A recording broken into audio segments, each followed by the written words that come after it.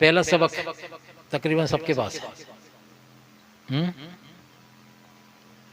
آج تھوڑا اس کو سمجھ لو، پہلے بھی سمجھایا تھا پھر سمجھ لو۔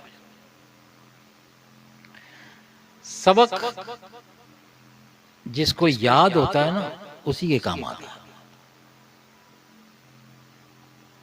ایسے ہی ہے نا، مدرسے میں پڑھو یا اسکول میں پڑھو، سبق یاد ہوگا تو اپریشیٹ کیے جاؤ گے اور وہ کام آئے گا۔ سبق لے لیا اور یاد نہیں کیا، کیا فائدہ ہوا پھر؟ سبق تو ملا اور یاد نہیں کیا۔ یاد کیوں نہیں کیا؟ کہ توجہ ہی نہیں دی اس طرف، زحمت ہی نہیں کی اس طرف دیکھنے کی، تو پھر وہ سبق کیا فائدہ کرے گا؟ تصوف کے اندر جو اسباق ہوتے ہیں، لطیف قلب ہے، لطیف روح ہے، لطیف سر ہے، 7 اسباق، اس کا جو میٹر ہے نا، جو آسانی کے لیے آپ کو اردو میں ترجمہ کر کے دیا گیا ہے، سبق میں تعلیم ہے۔ کیا ہے؟ سبق کا تعلق تعلیم کے ساتھ ہے نا، یہ تصوف کی تعلیم ہے، اور تربیت پھر شیخ کے پاس ہوتی ہے تزکیہ نفس کے حوالے سے، تو اسی کے اندر ہے سب کچھ، سبق، تعلیم، تربیت، بشرطے کہ ہم اس کو سمجھ کے پڑھیں۔ پہلا سبق لطیف قلب، پہلی لائن کیا ہے؟ جس نے مجھے اللہ اللہ کرنا سکھایا، یہی ہے نا پہلی لائن، جس نے مجھے اللہ اللہ کرنا سکھایا۔ اب یہاں جو پڑھنے والا جب یہ پڑھے گا، پہلی لائن پڑھے گا نا کہ جس نے مجھے اللہ اللہ کرنا سکھایا، تو اس کا ذہن کس کی طرف جائے گا؟ اگر غور کر کے پڑھے گا تو سمجھ کے پڑھے، رٹا لگانے والی کہانی نہیں، سمجھ کے پڑھے گا تو پھر ذہن کس کی طرف جائے گا؟ جس نے سکھایا ہے، خیال بھی پھر اس کو آئے گا۔ تو یہ پہلی لائن کیوں ہے؟ جس نے مجھے اللہ اللہ کرنا سکھایا، یہ کیوں ہے؟ سلطان باہو نے اس بات کا اعتراف کیا نا، الف اللہ چمبے دی بوٹی مرشد من بھی چلائی ہو، نفی اسباد دا پانی ملیا ہر لگے ہر جائی ہو، اندر بوٹی مشک مچایا جہاں پھلنتے آئی ہو، جیوے مرشد کامل باہو جے اے بوٹی لائی ہو۔ وہ اعتراف کر رہے ہیں اور درس دے رہے ہیں پیچھے آنے والوں کو کہ تمہارا اس میں کوئی کمال نہیں ہے، جس طرح میں اعتراف کر رہا ہوں کہ یہ جو اندر ذکر کی بوٹی لگی ہے اور اس میں ذکر اذکار اس انداز میں شروع ہو چکا ہے، میرے باطن میں ذکر رچ بس گیا ہے، اس میں میرا کوئی کمال نہیں ہے۔ فرمایا اللہ تو میرے مرشد کو سلامت رکھے کہ یہ بوٹی اس نے لگائی۔ اب پہلی سبق کی لائن پہ، پہلے لائن پہ آ جاؤ، جس نے مجھے اللہ اللہ کرنا سکھایا، میں نے نہیں اس کو سیکھا، یہ مجھے سکھایا تو میں نے سیکھا۔ اب یہ اصل میں کیا ہے کہ جس نے مجھے اللہ اللہ کرنا سکھایا، یہ جس نے اللہ اللہ کرنا سکھایا اس کا احسان مانا جا رہا ہے۔ کیا فرمایا کہ جو بندہ بندے کا احسان مند نہیں ہوتا، جو بندہ بندے کا شکر گزار نہیں ہوتا، وہ رب کا بھی شکر گزار نہیں ہو سکتا۔ یہ اصول ہے، قانون ہے، یہ دین کیسا جوڑا اللہ تعالیٰ ہمیں آپس میں۔ اگر تم پہ کوئی احسان کرے کسی حوالے سے بھی تو وہ تمہارا محسن ہے، مانو اس کو، تسلیم کرو اس کے احسان، چاہے بڑا ہے چھوٹا، جو بھی احسان۔ کیا ہوا آپ نے کر دیا تھا تو یہ کیا بات ہوئی بھائی؟ آپ اس وقت ضرورت مند تھے، تب آپ کو اس کی ضرورت تھی، وہ آپ کے کام آ گیا، وہ آپ کا محسن ہے۔ تو فرمایا اگر تم اس کا احسان نہیں مانتے نا، تم اس کا احسان نہیں مانتے، شکر گزار، شکریہ ادا نہیں کرتے، تو فرمایا پھر تم رب کا بھی شکر ادا نہیں کر سکتے۔ جس نے مجھے اللہ اللہ کرنا سکھایا، شکر گزاری کی لائن ہے، احسان مندی کی لائن ہے، یہ دین کا درس ہے ہمارے، اور تصوف کی روح ہے۔ آگے کیا ہے؟ ان کی روح مبارک موجود ہے۔ شیخ کے ساتھ مرید کا رشتہ جو ہوتا ہے وہ روحانی ہوتا ہے، ہاں یہ روحانی رشتہ نا۔ اولاد کے ساتھ ماں باپ کا رشتہ ہوتا ہے جسمانی، اولاد کے ساتھ، اولاد کا ماں باپ کے ساتھ، ماں باپ کا اولاد کے ساتھ رشتہ ہوتا ہے جسمانی. یہ جو شیخ ہوتا ہے، جو روحانی باپ بھی کہلاتا ہے، اس کا رشتہ ہوتا ہے روحانی. تو اسی لیے آگے فرمائے اب تیرا تعلق وہ جو تیرا شیخ ہے، جس نے تو نے اپنا اعتراف کر لیا کہ اس نے تجھے اللہ اللہ کرنا سکھایا ہے، زبانی نہیں. یہ والا زبانی تو آپ کہیں سے بھی سیکھ لیتے ہیں، یہ والا جس پہ میرا اختیار بھی نہیں، مجھے نظر نہیں آتا، میں کروں کیسے؟ تو جس نے مجھے اللہ اللہ کرنے سکھایا، ان کی روح مبارک موجود ہے. یہ کیا ہے؟ ان کی روح مبارک موجود ہے، یعنی اپنے شیخ کو اپنے ساتھ روحانی طور پہ اس یقین کے ساتھ تسلیم کرے کہ میرا شیخ میرے روحانی طور پہ میرے ساتھ ہے. یہ محبت کا انداز ہے. جب آدمی کسی سے محبت ہوتی ہے نا، تو وہ اسی روحانی حوالے سے اس کے ساتھ سنگت میں ہوتا ہے، بھلے دور ہو لیکن اس کی یاد ادھر ہوتی ہے. جس نے مجھے اللہ اللہ کرنا سکھایا، ان کی روح مبارک موجود ہے. آگے کیا لائن ہے؟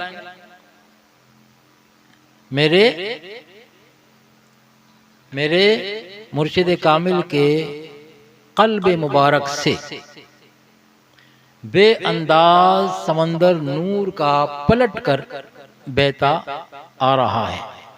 یا آتا، یہ نوٹ کر لو، اور جس کو یاد رہ جائے لکھ لو، یہ کام آئیں گی آپ کے.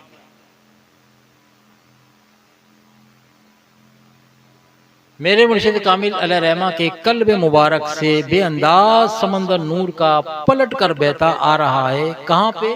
مجھ عاجز و ناقص کے قلب میں، میرے دل میں آ رہا ہے.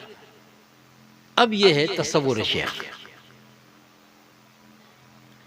کہ وہ جو فیض کا سمندر ہے، اللہ والوں سے فیض ملتا ہے نا، تو وہ فیض کیا فرمایا؟ فیض کوئی دریا ندی مت سمجھ لینا، وہ اللہ کے نور کا فیض ہے. تو وہ اس کو سمندر سمجھو کہ سمندر کا کنارہ نظر نہیں آتا.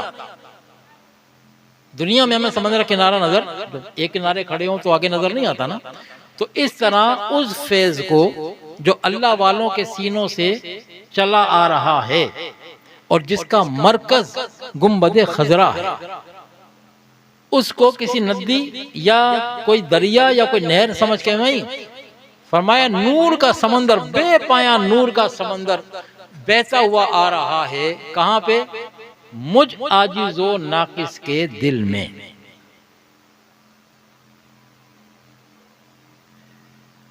اب اس طرح جب آپ اپنے سبق کو توجہ کے ساتھ جب پڑھیں گے نا، تو پھر یہ سبق آپ کو کما حق کو فائدہ پہنچائے گا. ویسے ہوتا ہے فائدہ ہوتا ہے، لیکن جیسے کہتے ہیں کامل فائدہ.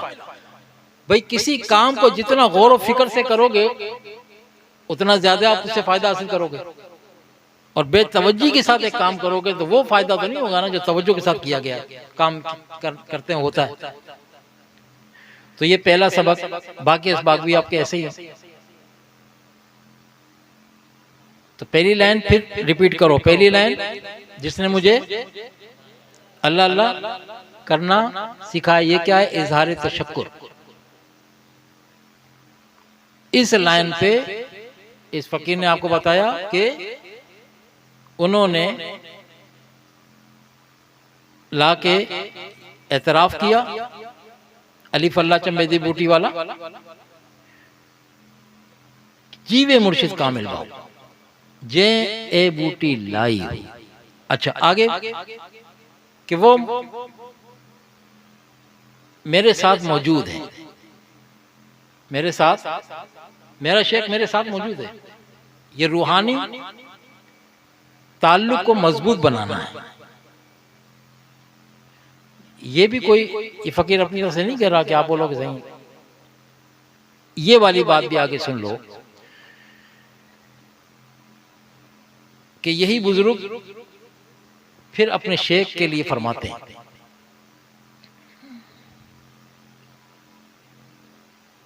درود شریف پڑھیے. اللہم صلی علی سیدنا مولانا مولانا محمد وعلی آلہ وصحبہ اجمعین. فرماتے ہیں کہ اے تن میرا چشمہ ہووے. یہ میرا سارا جسم جو ہے نا یہ آنکھ بن جائے، میرے پورے وجود پہ آنکھیں ہوں. اے تن میرا چشمہ ہووے. اب جب پورے جسم پہ آنکھیں آنکھیں ہوں اور اتنی آنکھوں سے اپنے مرشد کو دیکھوں، کیا دیکھنے کا انداز ہوگا؟ ٹھیک ہے. اب کہتے ہیں اس انداز میں دیکھ رہا ہوں کہ میرا پورا وجود آنکھ بن چکا، صرف دو آنکھیں نہیں، میرا پورا وجود آنکھ بن چکا ہے. میں اس انداز میں اتنی آنکھوں سے اپنے مرشد کو میں دیدار کروں. اے تن میرا چشمہ ہووے مرشد ویکھ نہ رجا ہوں. اس انداز سے دیکھوں پھر بھی پیاس نہیں بجھتی. مرشد ویکھ نہ رجا ہوں. آگے فرماتے ہیں کہ یہ نہیں تو خود ہی اپنی بات کو رد کرتے ہیں، نہیں ایسے نہیں، ابھی تو دل ہی نہیں بھر رہا ایسے. پھر کہتے ہیں کہ لولوں دے وچ لکھ لکھ چشمہ. پہلے کہا تھا پورا جسم آنکھ بن جائے، پھر فرمایا دل نہیں بھرتا نا. پھر کہتے ہیں میرے روئے میں، یہ جو جسم میں روئے نا، روئے بال، کہتے ہیں لولوں دے مڈ لکھ لکھ چشمہ، ایک کھولا ایک کجا. میرے روئے میں لاکھ آنکھیں ہوں. ایک آنکھ کو کبھی کھولوں، ایک آنکھ کو کبھی بند کروں. لولوں دے مڈ لکھ چشمہ، ایک کھولا ایک کجا ہو. اتنا ڈٹھیاں اس انداز میں دیکھا. اب ایمان سے بتاؤ، جب ایک روئے میں ایک لاکھ آنکھیں ہوں، کہتے ہیں کہ کبھی ایک کو کھولوں کبھی ایک کو بند کروں، تو یقیناً بہت ساری آنکھیں بند ہوں گی تو ایٹ اے ٹائم بہت ساری آنکھیں کھلی بھی ہوں گی، تو بند تو ہو ہی نہیں رہی، کنٹینیو چل رہا ہے.